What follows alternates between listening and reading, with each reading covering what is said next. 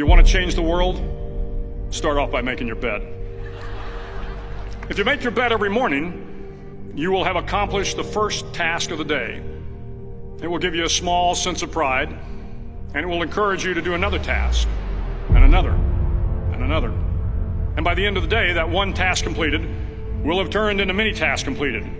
Making your bed will also reinforce the fact that the little things in life matter. If you can't do the little things right, you'll never be able to do the big things right. And if by chance you have a miserable day, you will come home to a bed that is made, that you made. And a made bed gives you encouragement that tomorrow will be better. To pass SEAL training, there are a series of long swims that must be completed. One is the night swim. Before the swim, the instructors joyfully brief the students on all the species of sharks that inhabit the waters off San Clemente. They assure you, however, that no student has ever been eaten by a shark, at least not that they can remember. But you are also taught that if a shark begins to circle your position, stand your ground. Do not swim away. Do not act afraid. And if the shark, hungry for a midnight snack, darts towards you, then summons up all your strength and punch him in the snout, and he will turn and swim away. There are a lot of sharks in the world. If you hope to complete the swim, you will have to deal with them. So if you want to change the world, don't back down from the sharks.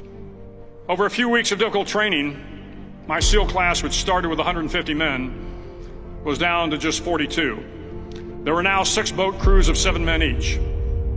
I was in the boat with the tall guys, but the best boat crew we had was made up of the little guys, the Munchkin crew, we called them. No one was over 5'5".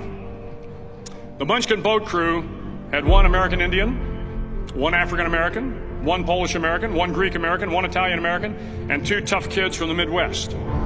They out-paddled, outran, and outswam all the other boat crews.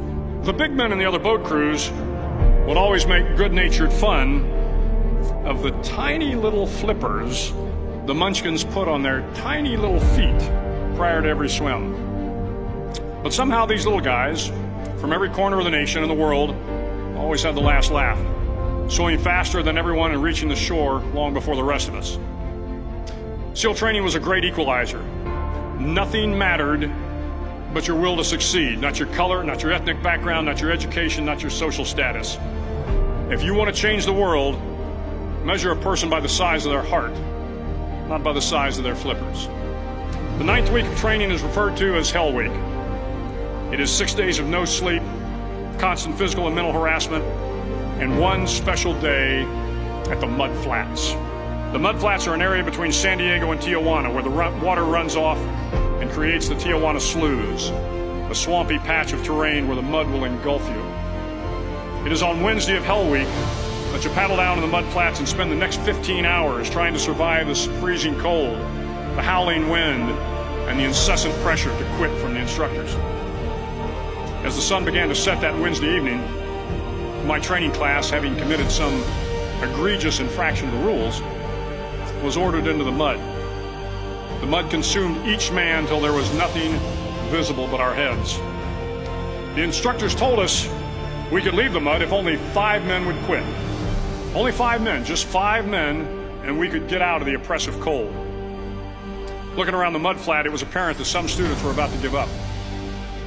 It was still over 8 hours till the sun came up. 8 more hours of bone-chilling cold.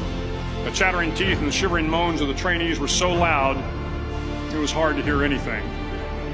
And then one voice began to echo through the night. One voice raised in song. The song was terribly out of tune, but sung with great enthusiasm. One voice became 2, and 2 became 3, and before long, everyone in the class was singing. The instructors threatened us with more time in the mud if we kept up the singing, but the singing persisted, and somehow the mud seemed a little warmer, and the wind a little tamer, and the dawn not so far away. If I have learned anything in my time traveling the world, it is the power of hope. The power of one person, a Washington, a Lincoln, King, Mandela, and even a young girl from Pakistan, Malala. One person can change the world by giving people hope. So if you want to change the world, start each day with a task completed. Find someone to help you through life. Respect everyone. Know that life is not fair and that you will fail often. But if you take some risks, step up when the times are the toughest, face down the bullies, lift up the downtrodden, and never ever give up. If you do these things, the next generation and the generations that follow will live in a world far better than the one we have today. And what started here will indeed have changed the world for the better.